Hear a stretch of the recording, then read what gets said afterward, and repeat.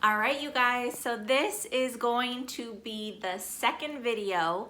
So I put it into two different parts. This is gonna be my second part to my Q&A. I hope that this helps you guys get to know me a little bit better, and I hope that you guys enjoy. So don't forget to hit that subscribe if you haven't already, and leave me a comment down below. I always love to hear from you guys. All right, without further ado, let's jump into the question.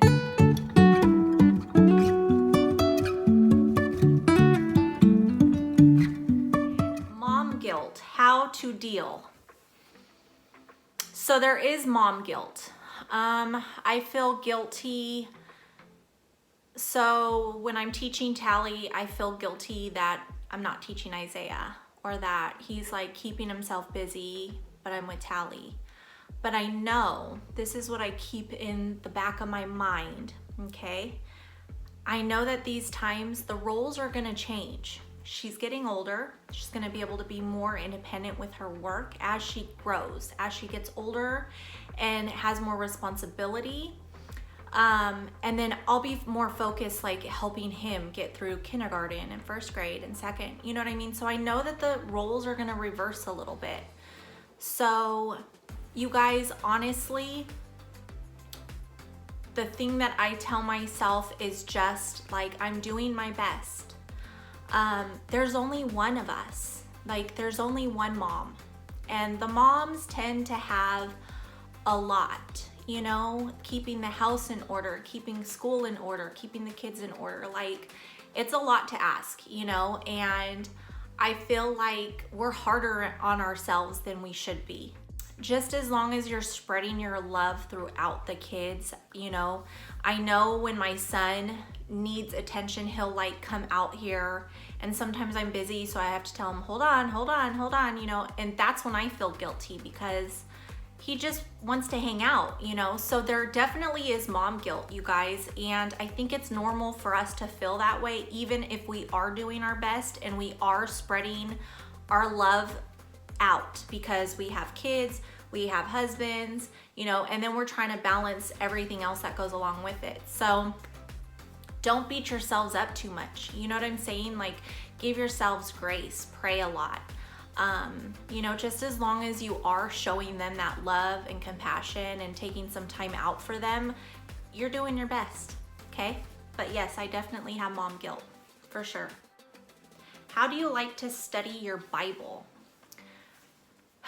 Okay, so I've tried it all different ways.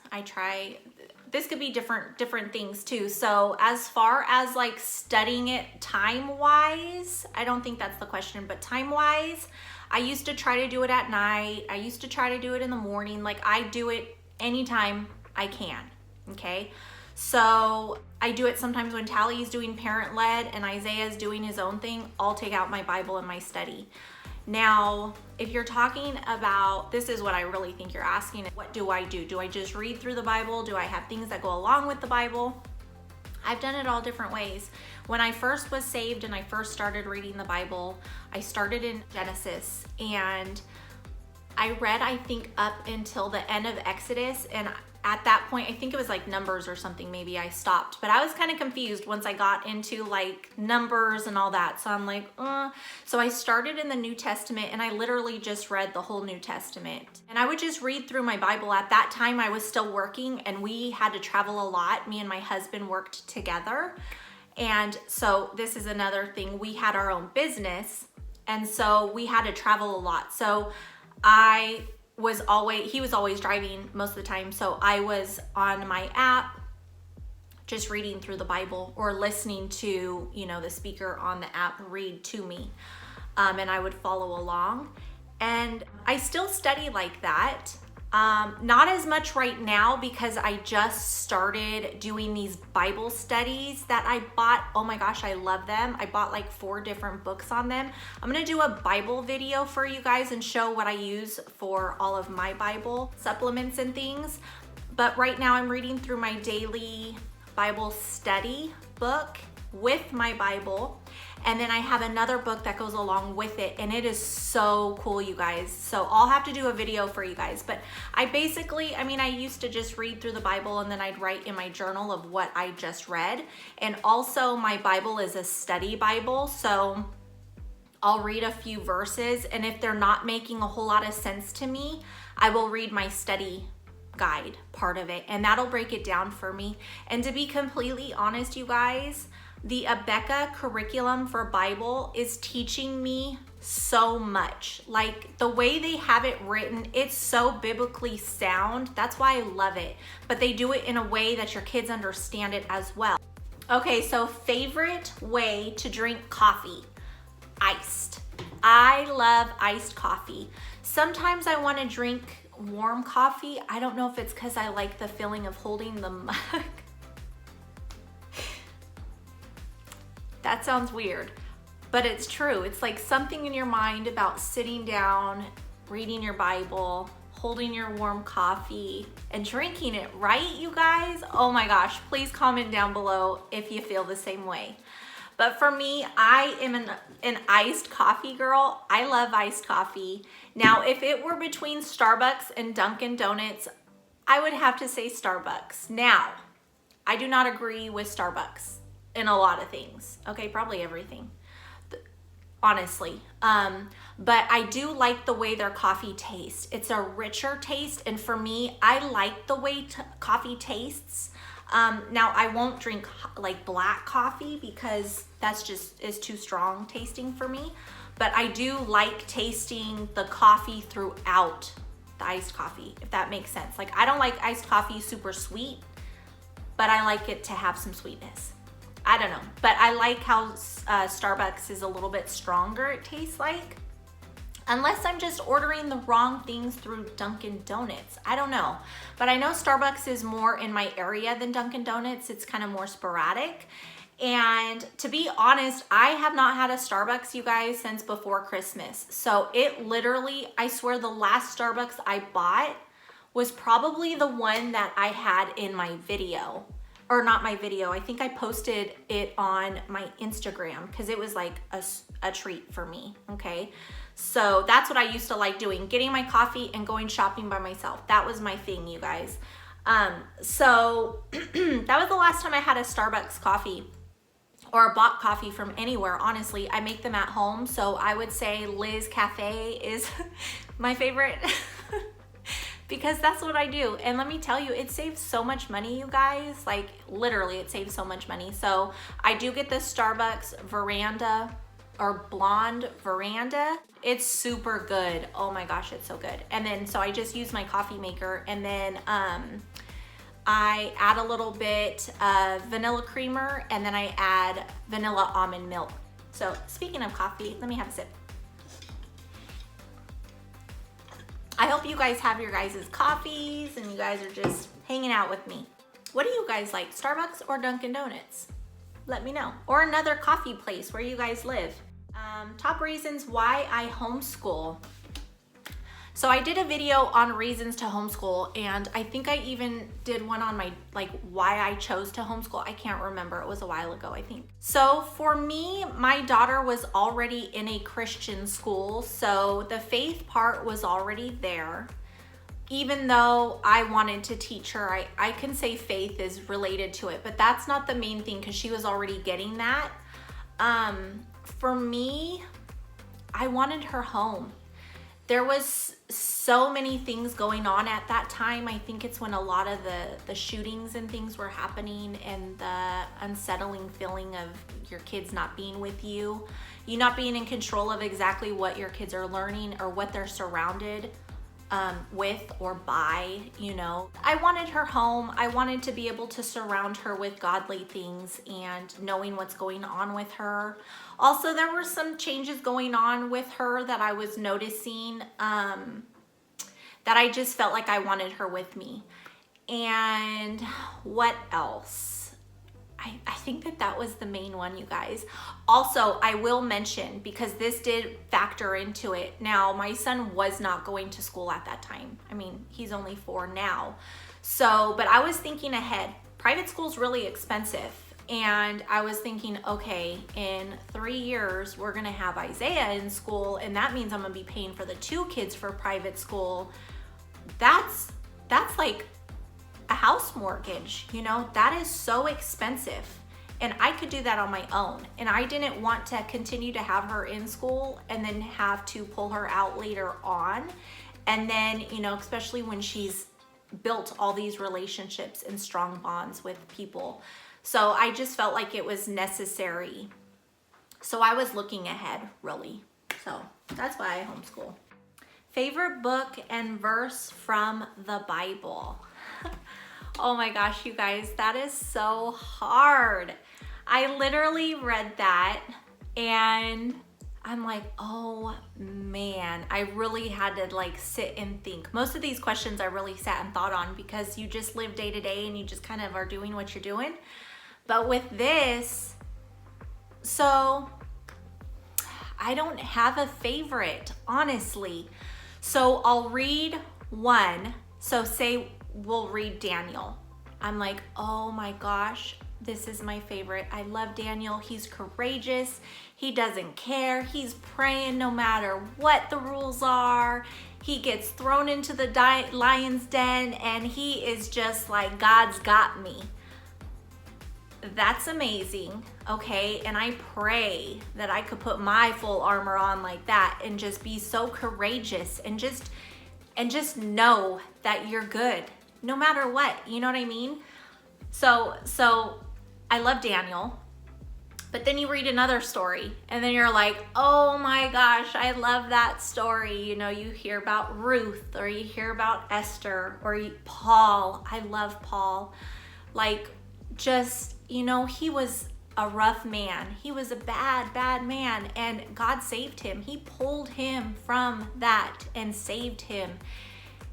And the people that he has helped, and like the writings in the Bible that he wrote to the churches, and just, oh my goodness, you guys. And John, I love John. Like, I have no favorite, you guys. I seriously read one and I'm like, that's my favorite. That's the one I love. And then I go to the next one and I'm like, nope, that's my favorite. So honestly, I don't have a favorite. I love it all. So my verse, I mean, it goes the same way. I don't have one particular verse that I love because the things that we go through in our lives, you kind of have to use different verses for those times. So I did write down a couple of them just to kind of tell you guys for different like seasons. And trust me, I literally only wrote down a couple. I could have kept going, but I didn't.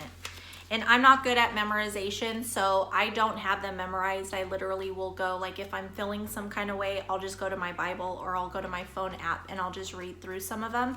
I've highlighted them and bookmarked them in my phone, on my app.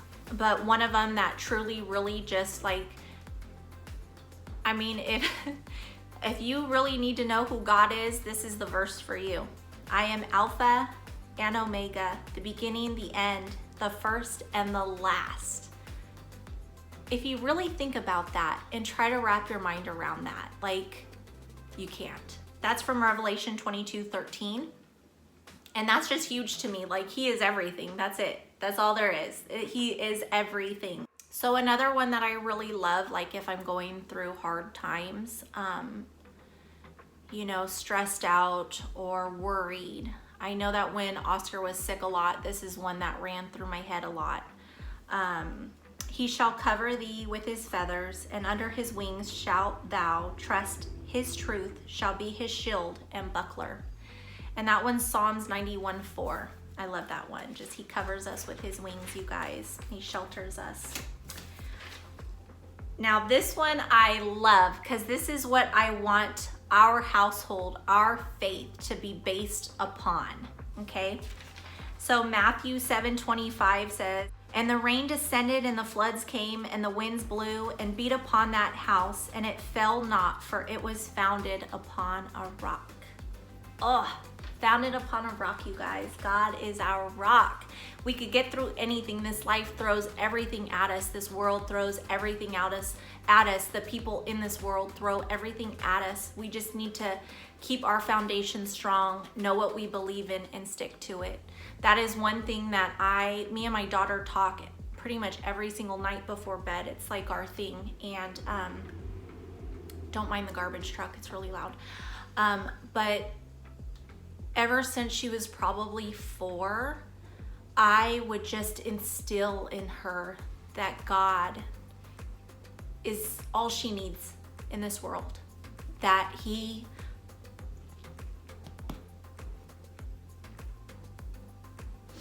sorry, I get super emotional. I do not mean to, and it is just something I'm very sensitive. But I have instilled in her, and I explained to her that this life is going to throw so much at her. And not everybody believes in what we believe in. And no matter what, the one thing that will always be is God. And if she keeps him dear to her heart, she'll be good. Like, that is all she needs. And I try to instill in her that, you know, she's gonna get older and things are gonna change, and she's gonna, have different feelings about things, or be, tempted to do things. And she just always has to remember that being faithful and praying, that God will always have her back, always. And, things of this world changes, but he never does. So that is one thing that she will forever have, forever and forever. So that is what I instill in her. All of our really deep conversations are always based around God. So I don't know, that wasn't a question, but I do instill that into Tally, and I will with Isaiah too, as soon as he starts to understand more about it. Okay, what do I do for motivation to keep me motivated while feeling burnt out? I don't know. Just knowing that we still have to get done, because it has to be done. It's a law. Like, we have to have lessons complete. So that is basically what checks me, knowing that it's something that has to be done. So I'm like, there's no question about it. We're only on 100 and what? I think we're only on lesson like 104, 5. We're going on 105 when we start back, and I'm just like, oh my gosh, we have so much more. But you know what? Now that I'm thinking about it, what motivates me, I think, is that I plan ahead. That our school is like changing. It's not like the same every single day. We're doing different unit studies. We're doing like a hands-on type of history and geography, and I'm constantly like adding stuff. I think that really helps me with burnout, because I know that it's changing. Tally, she knows, like, we have to do school. I've told her, like, school is school. We have to do it. There's no way out of it. You know what I mean? So I guess that's my motivation for burnout, just is knowing that it has to be done, and me just changing things up for us. Proudest accomplishment. So my proudest accomplishment is definitely raising my kids in believing in God. If there is anything in this world that I want, it is for my kids to be a God-fearing, God-loving person. That's what I want. I feel like if they grow up and they are a lover of Christ, my job is done. Good people, just being a good person, and just loving God. It makes me sad to think that if we didn't know God, you know what I mean? Like, all the other stuff doesn't really matter. This world here is not our forever home, you guys. Like, yes, I want them to have a good job and make good money to support themselves and find a companion that they will love and that will love them back and take care of them and be kind to each other. And, I, of course, want all of those things, but I think one of the ways that you find that is by being a God-loving and God-fearing person, because bad things happen to us, obviously. We're Christian. We're not anybody, I don't know. We're Christian and we believe in God, but that doesn't mean bad things don't happen. Of course they happen. We're people, we're human.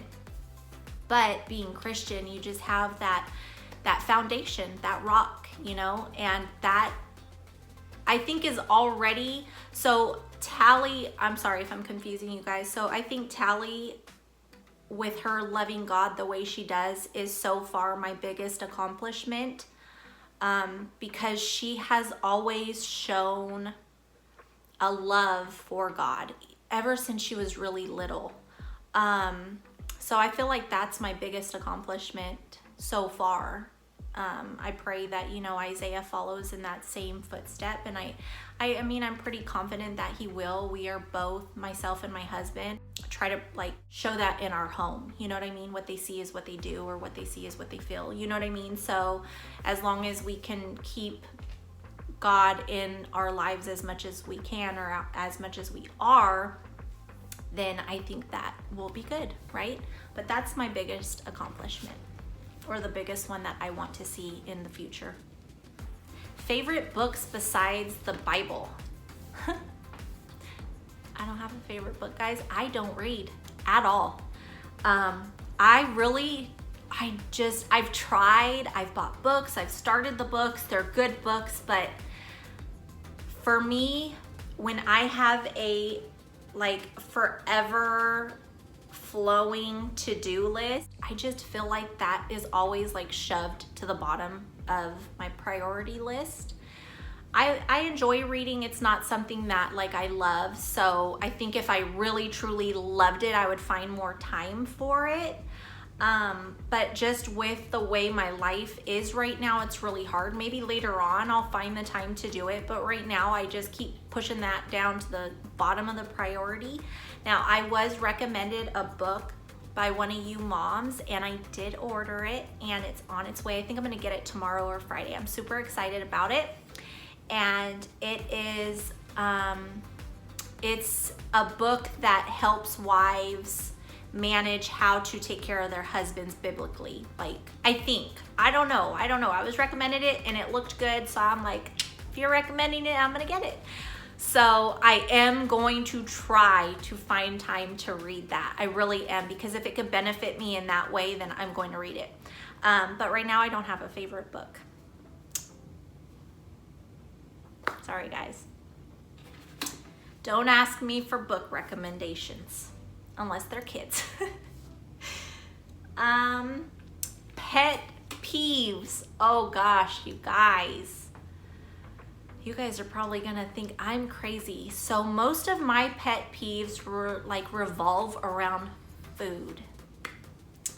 I don't know why, it's kind of weird. But one pet peeve is I don't like my sweet foods touching my like salty foods. So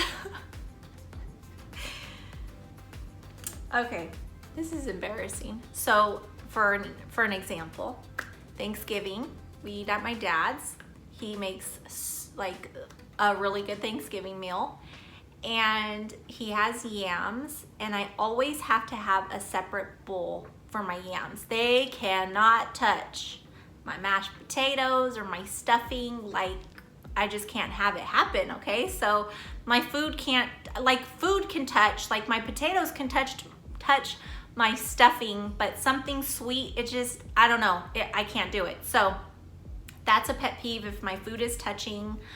Another pet peeve would be if the water jug is empty in the fridge. Fill it up. Fill it up, right? If it's empty, fill it up. That's one of I swear everything has to do with food. I don't know, you guys. But another one of them is if we're somewhere and I'm like, okay, does anybody, okay, let's say for instance, we're going to McDonald's, okay? And I can only eat fries. So I'm like, do you want fries? No, I don't want anything. Are you sure you don't want fries? Nope, I don't want anything. Okay, so I don't get extra fries. Tries to eat my fries. I'm like, bro, that's my fries. I asked you if you wanted a fry. You said no. Don't eat my fries. I don't know, man. Why is everything I wonder if this is a childhood thing. I don't know. It's weird. But that's something that bothers me.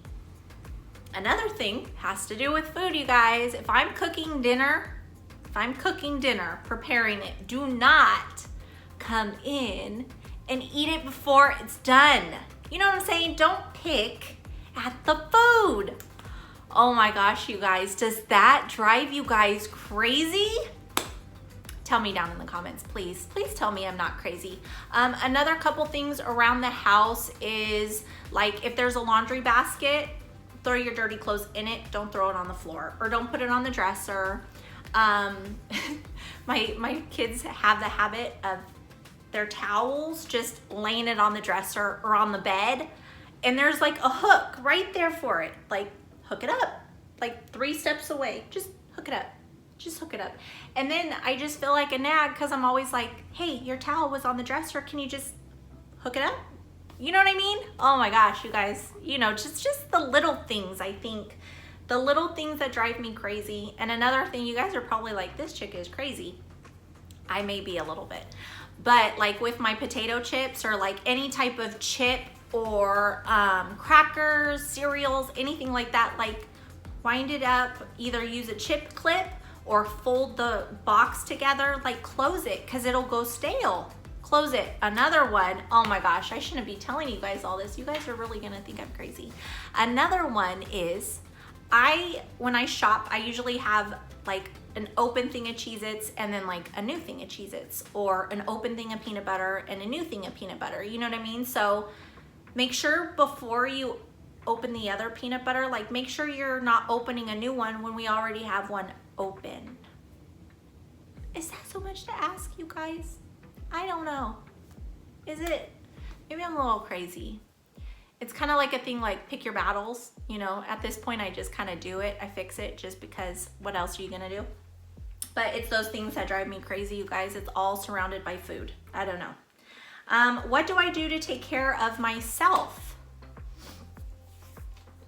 What do I do to take care of myself? I do my nails.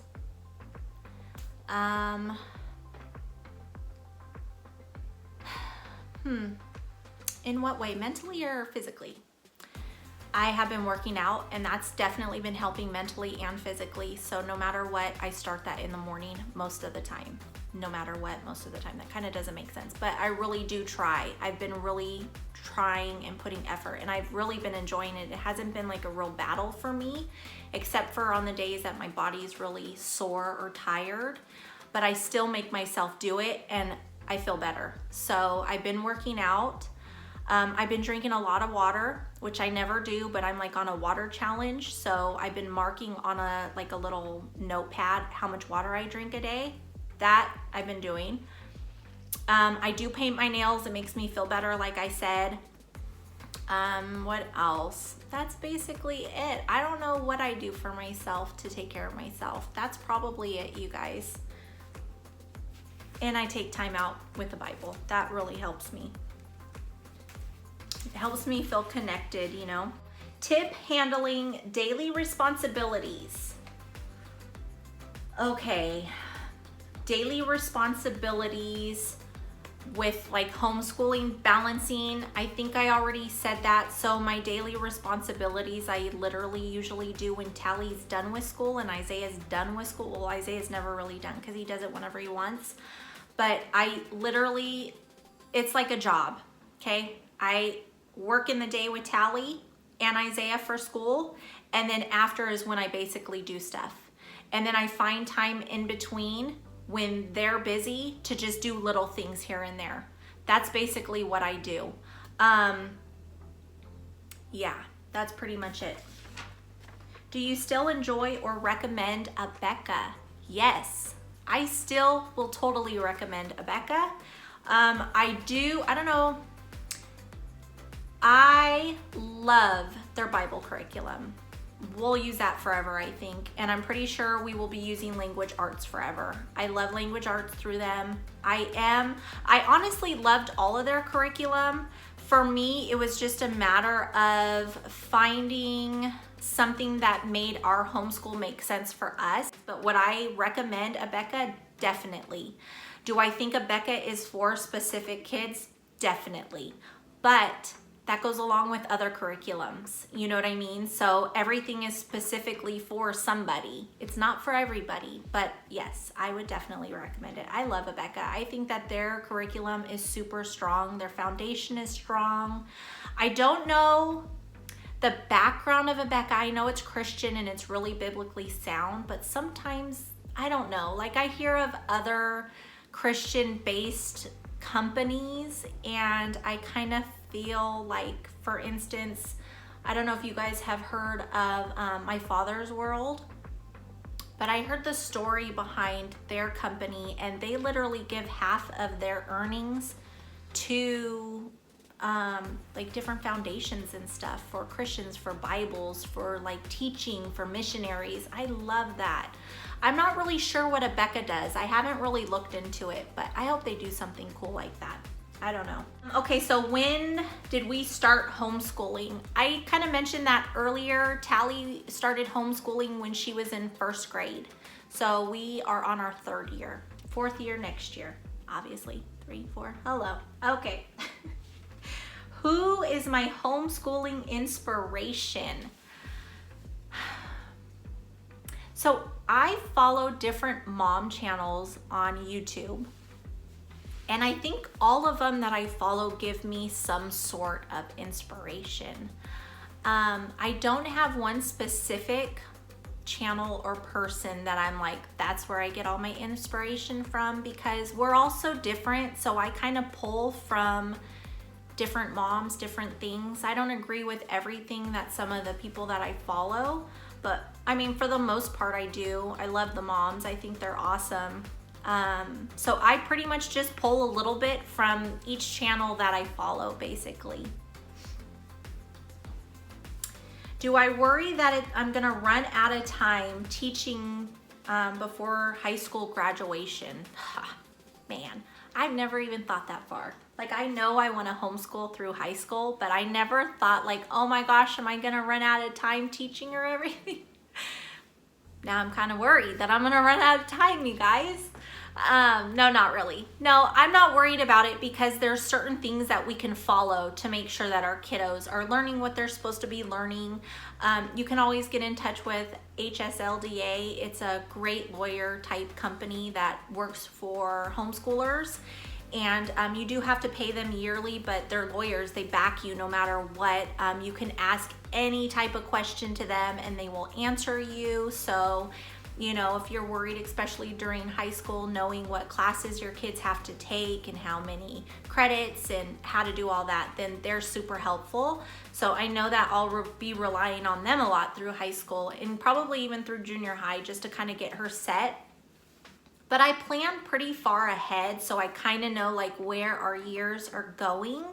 And I'm pretty strict on our lessons, so I don't really worry too much. I try not to, because I think worry can truly overcome your mind, and you don't want, I just don't want to worry about stuff like that. I feel like I'm gonna be guided in the direction that I need to be guided, and I hope you guys are too.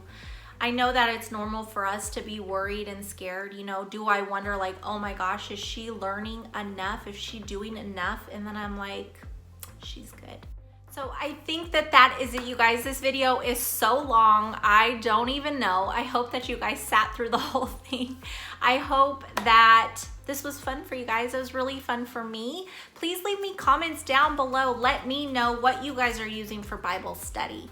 Let me know what type of coffee you guys like. What do you guys do for fun? How do you keep your kids motivated? Like, this channel is here for each of us to give each other advice or ideas. It's not one-sided here. I really want to hear from you guys, and I know that the other moms probably read your guys' comments and, you know, get perspective on all of our comments and questions and advice and stuff. So be sure to leave me a comment down below. Give me a heart if you guys enjoyed this. I had so much fun. I hope we can do this again sometime. I did want to say welcome to all of my new subscribers. I'm so happy that you guys found this channel, and I hope that you guys are getting out of it what you guys like, and I hope that goes for all of you old subbies. I hope that you guys are still getting what you guys came here for in the beginning. I hope that you guys are enjoying my content, and if you guys ever have any thing that you want to see, make sure you guys let me know. You can email me, you can leave a comment, however you'd like to reach out.